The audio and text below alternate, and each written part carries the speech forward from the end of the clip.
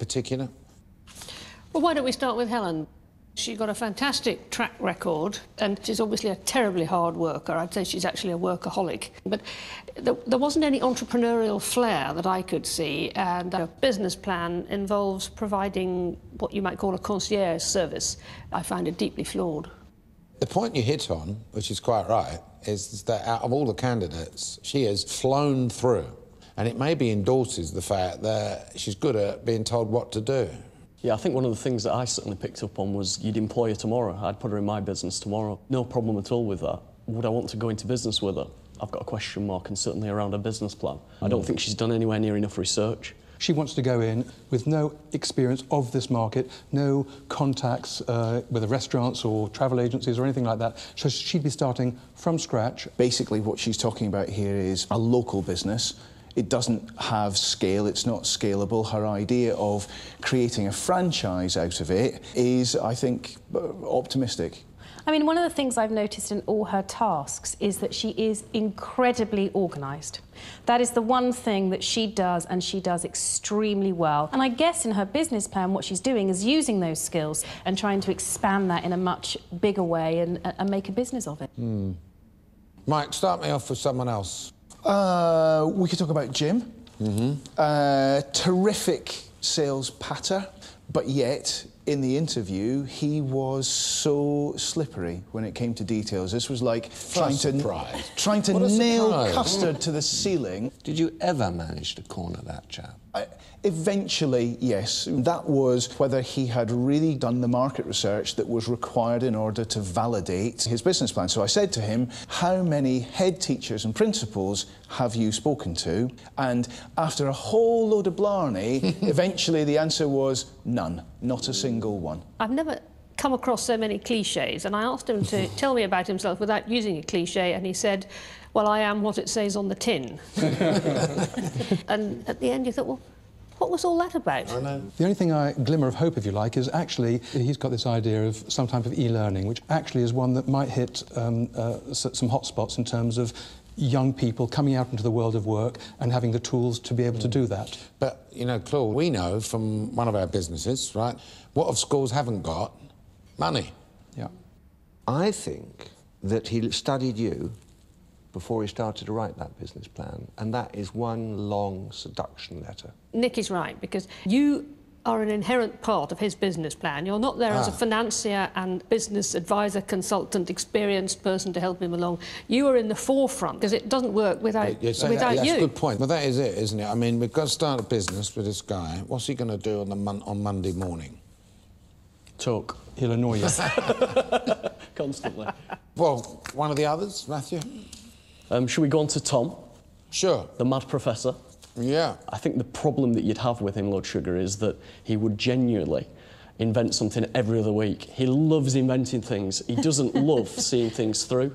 If you could bottle it and point him in the right direction, perhaps there's a chance. He had one of his products was sold by some leading retailers in America and England, I think. Yep. That's right. And he actually said that he got 3 other versions of the nail file, and I think that's a great product. I really do. That's what you normally do. Once you've got one thing going, you bring out the second, next, third generation. Yeah. I'm just not sure he's got that much focus. If you look at his business plan, the majority of his revenues are derived from this chair, yet not one place in his business plan does he mention the word chair. Really? It's not in there. The other thing, of course, is that his numbers are completely wrong. That's just ridiculous. I think of all the candidates we have, he's the one who would most benefit from your involvement, because he is an inventor, he has got ideas, but he doesn't have that cutting commercial edge, which actually you could contribute. Yeah. Susan, do you want to tell me about Susan, Claude? The intriguing thing about her is that she actually has run a small business.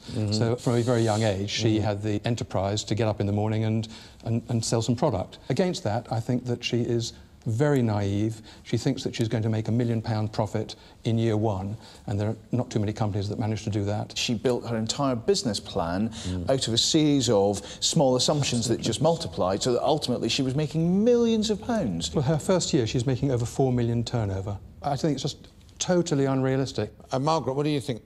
She is, I think, what one would call an entrepreneur. She worked on one of these market stalls for someone selling and thought, hang on, I can do that myself and earn more money from it. Why should I work for him? She got out there and she sold and she paid her way through university and she must have worked jolly hard. Well, excellent input. Certainly you've given me a lot of food for thought. I've got to digest it a little bit more. Thanks a lot for all your help, yeah? Thank you.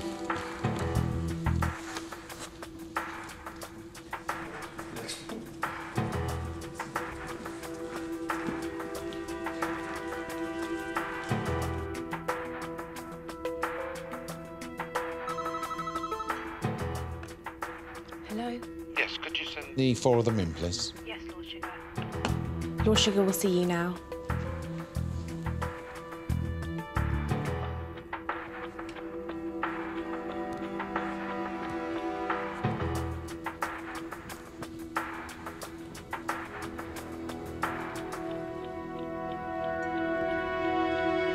Well, here we are at the end of the road. And as you've known right from the very beginning, this is not about a job. This is about someone coming into a business with me, and that's what I've got to judge. So I'm going to make up my mind based upon your business plans and what I've experienced in the last 11 weeks, right? Now, Susan, yeah, you've been able to go into the marketplace, make yourself a few pounds in order to take yourself through to university. But Claude says to me that you looked him straight in the eyes and said, in my first year in business with Lord Sugar, I'm going to have a £4.5 million turnover. Well, everything that is in my business plan is all based on facts and figures that I've collected throughout the last 3 years. And if you have a look at the figures, they are all very, very realistic. They've looked at the figures, and you know what they said? They said, it took us a long time to get up to £4.5 million and make a £1.3 million profit in the first year. Maybe I am being ambitious, but they never pinpointed which part of my plan is excessive. Well, let me do a bit of pinpointing at the moment, shall I? I mean, you've said that you've made £1,000 on Saturdays sometimes going to a particular market selling your merchandise, yeah? On average, I make £1,000 per weekend. Yeah, so £1,000 per weekend, and I can see you standing there on your little stall selling them. I can see that. Okay. Now extrapolate that out to £4.5 million.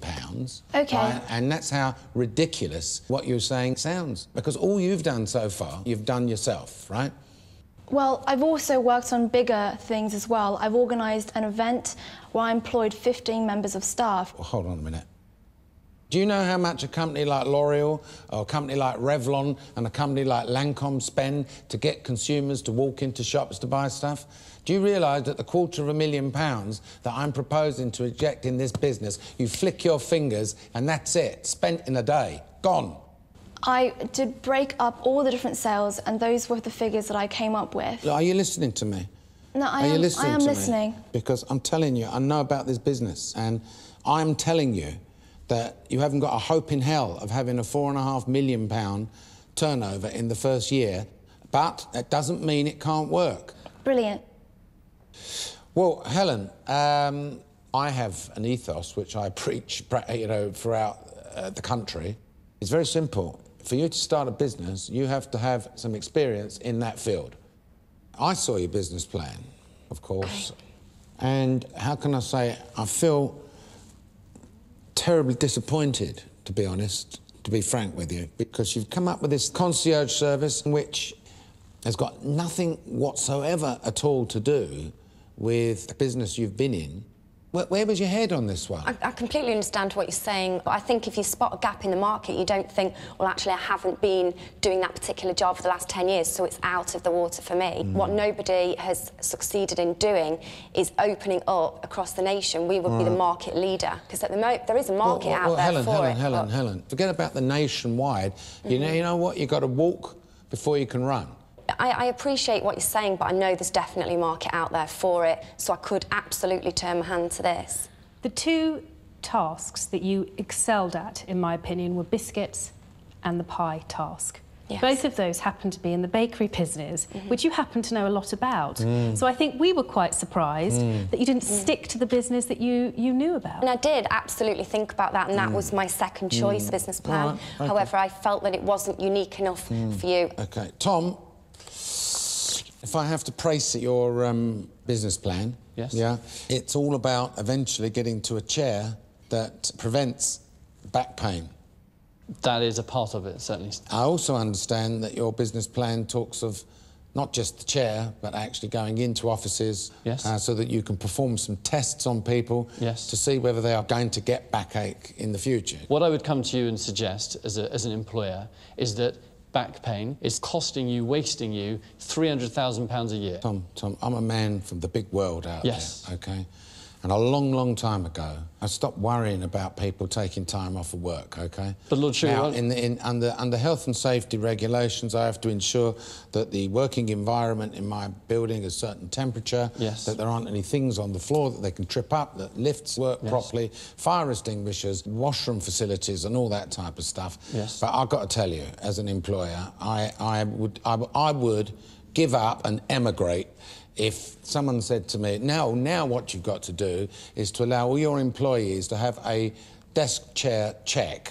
If something was in your business that was costing you money, you'd bring your electricity, your heat was flooding out. You'd get someone in to test, to identify how it was wasting money. If you could show me how to save electricity, yeah, certainly, yeah. What I'm proposing is that... I got to look at my businesses that I've had over the years, and I've got to tell you, Tom, the absenteeism is not all to do with back pain. You could just as well argue that, you know, if you put alcohol rub on everybody's desks, then X amount of people wouldn't have flu. I can also supply them with bouncing keyboards so they wouldn't have arthritis in their left thumb, you know, and all that stuff. It's just a flawed plan, Tom. Jim, when did you write that business plan? In the 2 weeks prior to this process. Really? Yes. If you hadn't met me,